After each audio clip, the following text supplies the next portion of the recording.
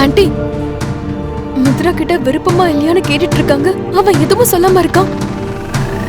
அவனை பார்க்கும் போது விவாகரத்து வேண்டான்னு சொல்லிடுவானோன்னு தோணுது. தெரியல மனிஷா, எனக்கும் அதுதான் ரொம்ப டென்ஷனா இருக்கு.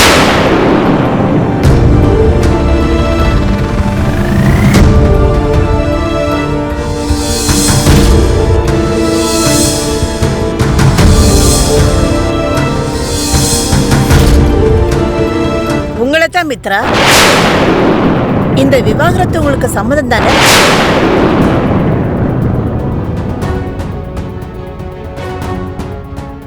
விவாகரத்தை மனப்பூர்வமா தான் கேக்குறீங்களா?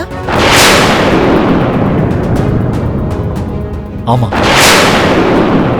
மனப்பூர்வமா தான் விவாகரத்து வேணும்னு கேட்குறேன்.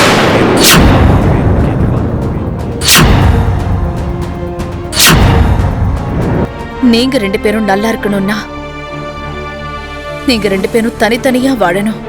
ஆனா அவளோட எதிர்காலம் என்ன ஆகுமோன்ற. You don't worry மித்ரா, நீ அந்த விஷயத்தை பத்தி கவலைப்படாத. ஏன் சொல்றேன்னா, லக்ஷ்மி இந்த வீட்டை விட்டு பிரிஞ்சு போனாலும் அவளை பாத்துக்க வேண்டிய பொறுப்பு என்னோடதுப்பா. அவளுக்கு என்ன தேவை, அவ எப்படி இருக்கணும், இதெல்லாத்தையும் நம்ம பாத்துக்கலாம்.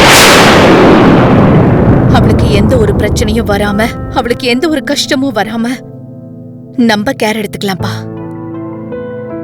லக்ஷ்மி இது வரைக்கும் நமக்கு செஞ்சது போதுண்டா. இதுக்கப்புறமும் நமக்காக அவ எதையும் இழக்க வேண்டாம். அவ வாழ்க்கைக்கு, அவ எதிர்காலத்துக்கு நாம நம்பிக்கை கொடுப்போம். சரியாப்பா? மாம் சொல்றதும் கரெக்டு தான். எனக்கு ஏதாவது ஒண்ணுனா என்னை காப்பாத்துறதுக்காக அவ உயிரை பணைய வைக்கிறா. என்னை காப்பாத்துறதுக்காக எதை பத்தியும் யோசிக்கிறது இல்ல.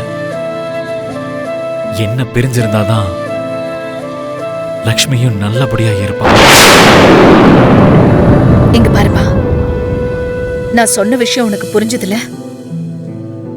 லக்ஷ்மியோட வாழ்க்கை நல்லா இருக்கணும்னா கோர்ட்டுல நீயும் விவாகரத்துக்கு சம்மதிக்கிறேன்னு தான்ப்பா சொல்லணும்.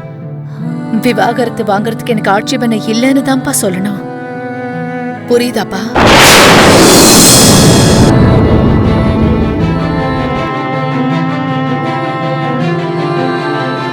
என்னவம்மா இது? அக்காவை உங்களுக்கு உண்மையிலேயே பிடிக்கலையா?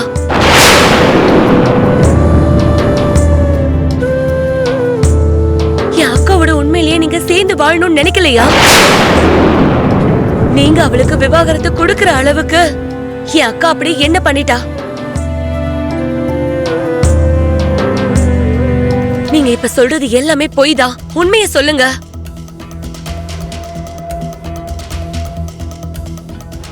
Order, order, order.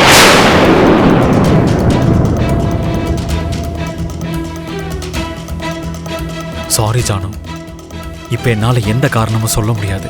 அதே மாதிரி இந்த டைவர்ஸையும் தடுக்க முடியாது. எங்க 2 பேரோட பந்தமும் இதோட முடிய போகுதுன்னு எழுதப்பட்டிருக்கோ என்னவோ.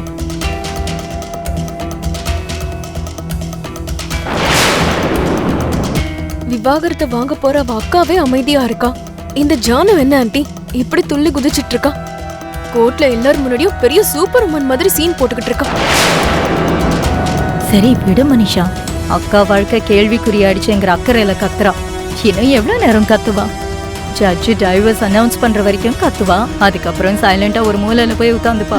அதுவும் கரெக்ட் தான். நமக்கு என்ன, கலைச்சு போற அளவுக்கு கத்துட்டா விடுங்க. லக்ஷ்மி, நீங்க சொல்லுங்கம்மா. விவாகரத்துக்கு நீங்களும் மனப்பூர்வமா சம்மதிக்கிறீங்களா?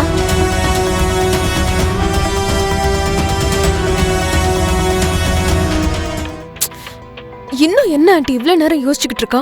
விவாகரத்து வேணும்னு ஒரு வார்த்தை சொல்லிட்டா அவங்க வீட்டுக்கு கிளம்பி போயிடலாம்ல. சொல்லுவா விடு மனிஷா, வெயிட் பண்ணு, பதறாத.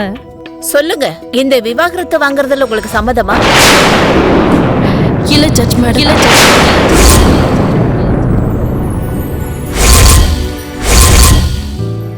என்ன சொல்றீங்க? இந்த விவாகரத்துல உங்களுக்கு சம்மதம் இல்லையா? அப்ப மியூச்சுவலா வாங்க போறீங்கன்னு இதுல எழுதி இருக்கு. நாங்க ஒருத்தர் புரிஞ்சுக்கிறதுக்காக நீங்க எங்களுக்கு 6 மாசம் வரைக்கும் டைம் கொடுத்தீங்க.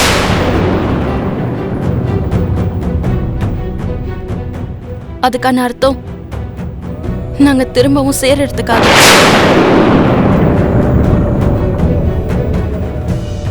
எங்களுக்குள்ள ஏற்பட்ட பிரிவு அழியணுங்கிறதுக்காக.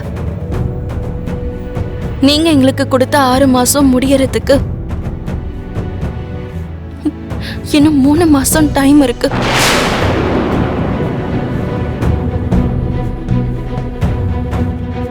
இந்த 3 மாசத்துல நாங்க ஒண்ணு சேர்ந்துருவோமா இல்ல எதிரிங்க மாதிரி பிரிஞ்சிருவோமான்னு எனக்கு தெரியாது.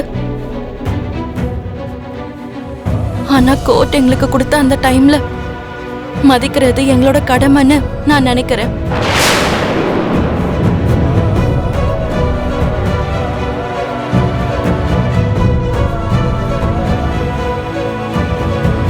அந்த 3 மாசத்துக்கு அப்புறம் எங்களோட மனசு ஒத்து போகுதா இல்ல பிரிஞ்சிடறோன்னு முடிவு பண்றோமான்னு புரிஞ்சுக்கிட்டு அதுக்கேத்த மாதிரி விவாகரத்து பண்றதுதான் சரியா இருக்கும்னு நான் நினைக்கிறேன்.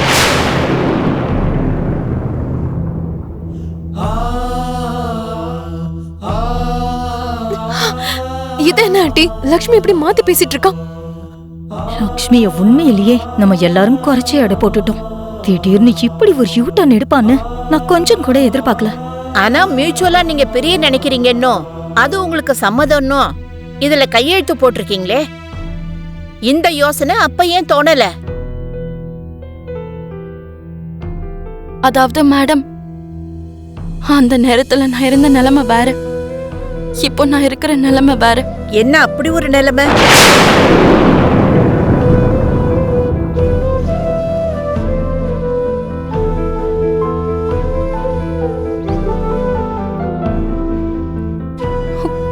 உண்மையிலே என்ன நடந்துச்சுன்னா, எனக்கு திடீர்னு